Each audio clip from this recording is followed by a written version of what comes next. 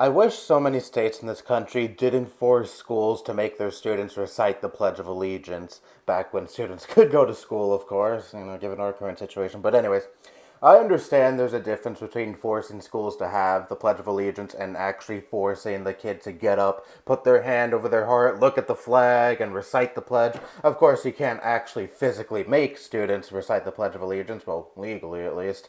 But still, if I had it my way, I would still just eradicate the Pledge of Allegiance from schools entirely. You're making kids swear utmost allegiance to a piece of cloth, and chances are they don't even understand what the fuck it is they're reciting. They're just told to recite this pledge every day at the beginning of school. Nothing more, nothing less, don't question it, and basically ingraining in their minds, don't question this country. Again, swear utmost allegiance to this country, be a good little patriot, and don't question it at all. That's basically what reciting this pledge fucking instills in these kids' minds. It's effectively a form of brainwashing, I'd say. Because what do these kids grow up to be? They grow up to be these jackasses who just scold and chastise those who dare not to stand for this pledge or dare not to salute the flag because, oh noes, they're disrespecting the soldiers who lost their lives for our freedom, or they're just disrespecting this country in general, and that's a no-no. We can't do that. We can't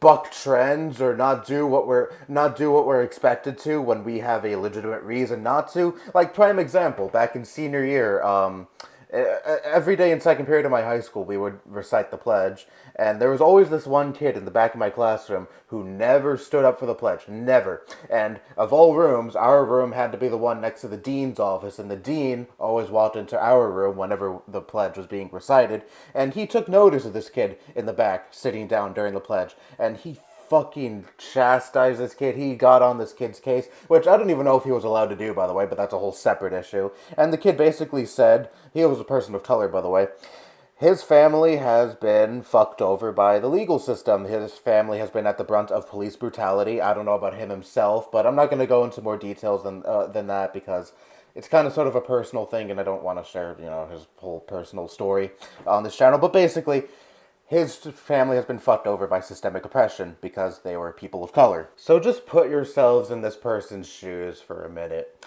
Imagine if you or your family or anyone close to you was at the brunt of systemic oppression. Would you exactly feel so patriotic for this country when things like that run rampant in this country? Police brutality, people getting fucked over by capitalism. I mean, fuck, the working class in this country works their asses off for shit wages and shit benefits, while the corporate oligarchs in this country live wealthy and carefree lives. They don't have a care in the world because they have all the money in the world, and they just make more and more and more, while the people under them suffer more and more and more. Should I really exactly feel proud of being in a country like that exploits the working class as much as it does? Because I sure as fuck don't, and neither should you. So, next time you feel the need to freak out at someone for not standing for the pledge, at least try to understand why it is they're not standing for the pledge. Chances are they may have a legitimate reason why they don't want to stand for this pledge, and have actual grievances with this country that they so wish would be rectified, but is not rectified because this country just is hell-bent on being shit.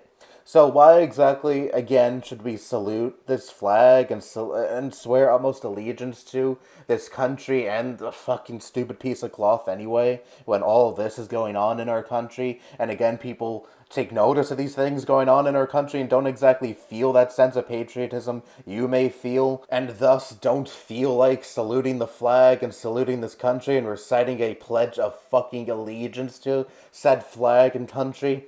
People do things for reasons, and, just bullying them essentially and chastising them for not doing something that you feel is right is just a shitty thing to do. At least try to understand why these people do what they do, but you're not going to bother to try to understand that because they're not a good little unquestioning patriot like you are, so they're garbage in your eyes and not worth talking to. And can we take a moment to talk about how exclusionary the pledge even is? One nation under God. Yep, under God. Christian God, to be more exact, because we're not a Christian godless society, unlike those other commie countries that were on the rise at the time that line line was added.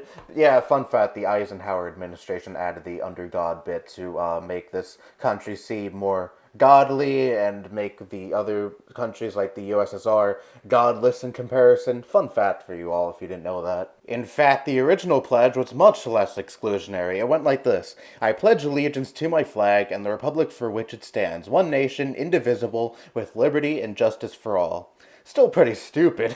Liberty and justice for all. Yeah, tell that to all the women who are having their reproductive rights compromised, or LGBTQ plus people who still have their rights curbed and are at the brunt of harassment all the time, or just the working class in general being exploited by their corporate overlords. Liberty and justice for all, my ass.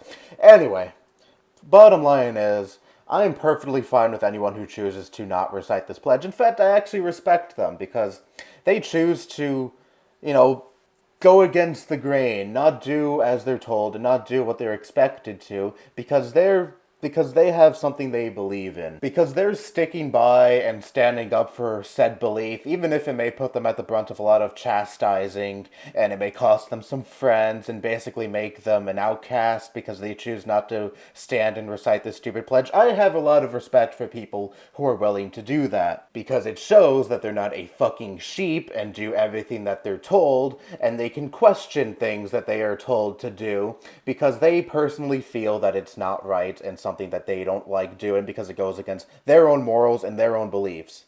So congratulate them for not wanting to follow everyone else and deciding to be their own person instead of chastising them for not being quote-unquote patriotic. By the way, the pledge was written by a socialist, so can we stop with the stupid ass socialists are not Americans bullshit? God, fucking conservatives are so stupid. So this is essentially why I wish the Pledge of Allegiance was just abolished in general in schools. Because, again, it instills in people that they have to stand for this pledge and chastise those who don't choose to stand for this pledge and view them as outcasts, view them as not patriotic enough, and thus they are garbage. And, again, the pledge is effectively a form of brainwashing if you think about it. And plus, I believe that forcing kids to pledge allegiance to something that they don't exactly understand and force them to recite something that they don't exactly understand is not exactly the right thing to do. Anyway, I'm gonna say it again.